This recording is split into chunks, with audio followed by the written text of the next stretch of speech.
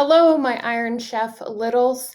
In this Iron Chef activity, we have a topic at the top. We're going to be looking at technology in the future. You're going to be watching a video to learn about some new technology in 2021, and then you're going to be recording things you learned from that video.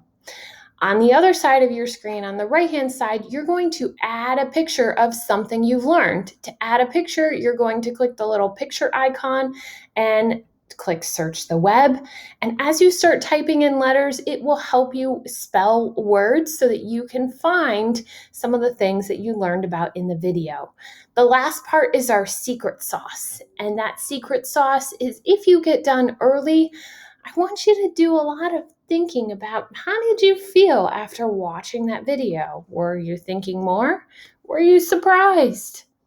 Were you unhappy, happy, excited, maybe a little frustrated? I don't know. Drag an emoji over to the box to show how you felt after that.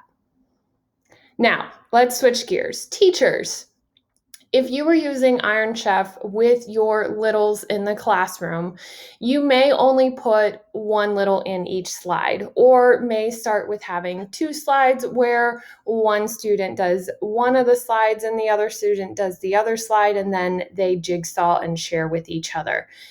However, I know when we put multiple students, especially younger ones, all in one slideshow, things can go awry. So that's where I have this in one slide, but I might have my students already pre-grouped in a group of 4. So in that group of 4, each one is learning maybe something different about technology. They've got a different video to watch. If they're old enough to read the article on their own, they have a different article to read. And then you're asking them some type of question to kind of get feedback on what they learned about.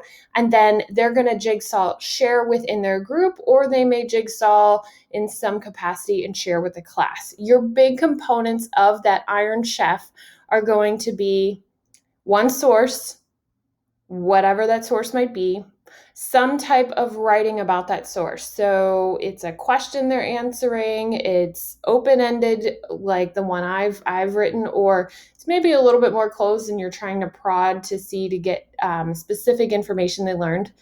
One image to capture what they've learned, and then some type of secret sauce. And your secret sauce can be anything. It's really that what do they do if they're done early? So my secret sauce here is rather simple because I'm gearing this for littles and it's just dragging an emoji over.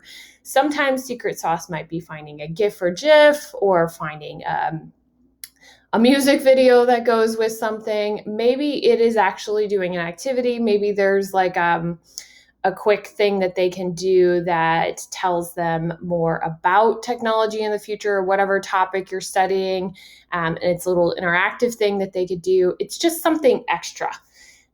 So that's the basic structure of this. Now, in order to make this primary geared, a couple things that I changed up was, instead of having a article to read, I put in a video.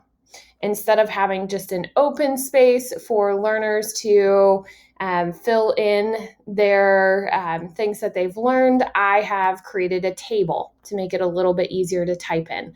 I've added a picture of how to search the web. I've also added audio icons so they can listen to the directions. And the secret sauce activity kept rather simple. So really, you can go in whatever direction you want with Iron Chef. But those are your big components. And then the really, really important part of Iron Chef is not that they're just doing a slide. It's that they're getting that information and then they're sharing it with the other students in their group. So obviously technology in the future, not really a littles topic per se, but maybe you are studying different places animals might live, and you have one student doing the forest and one student doing the desert. You could then jigsaw where then they tell their peers for about 30 seconds. Okay, person number 1, for about 30 seconds, you're going to tell the rest of your group what you just learned about the desert, and they can reference their slide as they are reading. As you get into the older grades, you put all of the slides in one deck, and they're all working in that same deck. And then that group may jigsaw with each other, but then they also may do a quick mini presentation with the class.